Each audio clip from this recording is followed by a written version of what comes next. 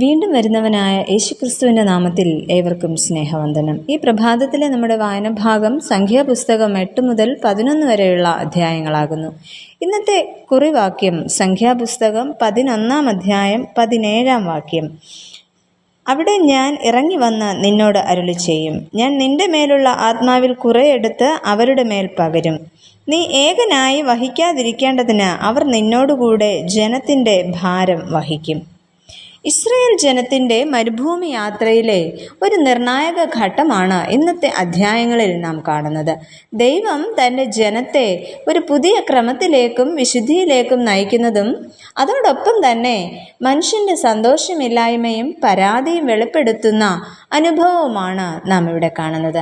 അനുഗ്രഹകരമായ എല്ലാ അനുഭവങ്ങളും ദൈവം അവർക്ക് ഒരുക്കി നൽകിയിട്ടും ജനഹൃദയം ദൈവസന്നിധിയിൽ നിന്നും അകന്നു പോകുന്നു എന്നതാണ് ഇന്നത്തെ വായനാ ഭാഗത്ത് പ്രകടമായി നമുക്ക് കാണുവാനായിട്ട് സാധിക്കുന്നത്.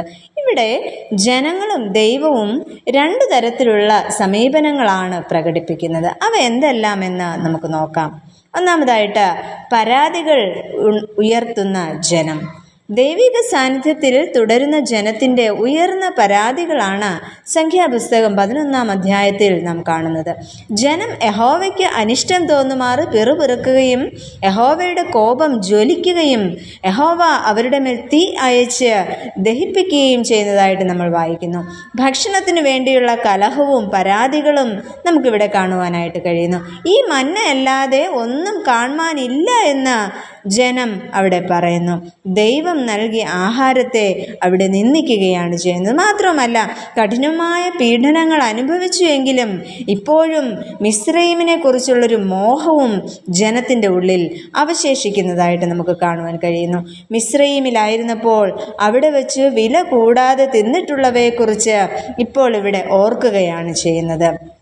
ദൈവത്തോടുള്ള നന്ദി നഷ്ടപ്പെടുന്ന ഒരു അനുഭവമാണ്, അല്ലെങ്കിൽ നന്ദി നഷ്ടപ്പെടുത്തുന്ന ഒരു അനുഭവമാണ് നമുക്കിവിടെ കാണുവാനായിട്ട് സാധിക്കുന്നത്.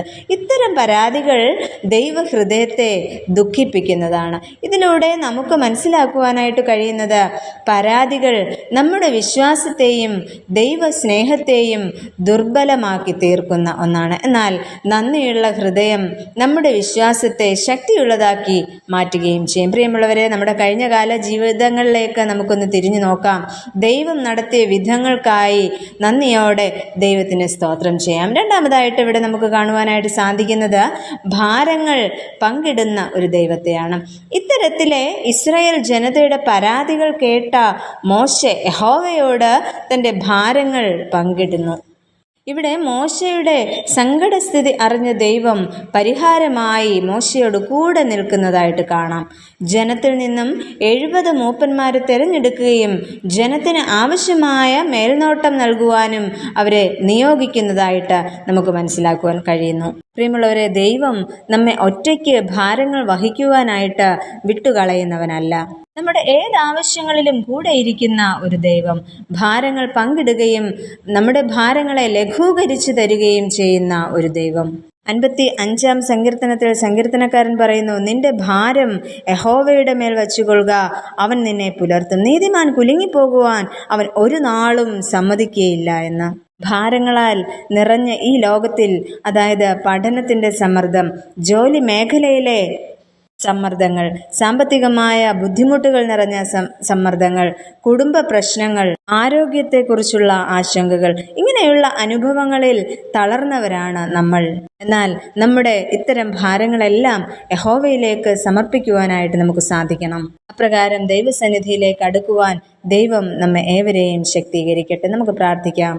പ്രിയ കർത്താവേ, ലോകം മാറിപ്പോയാലും സാഹചര്യങ്ങൾ പലപ്പോഴും ഞങ്ങളെ തളർത്തിയാലും ദൈവത്തിൽ ആശ്രയം കണ്ടെത്തുന്നവരായി തീരുവാൻ ഞങ്ങളെ സഹായിക്കണമേ.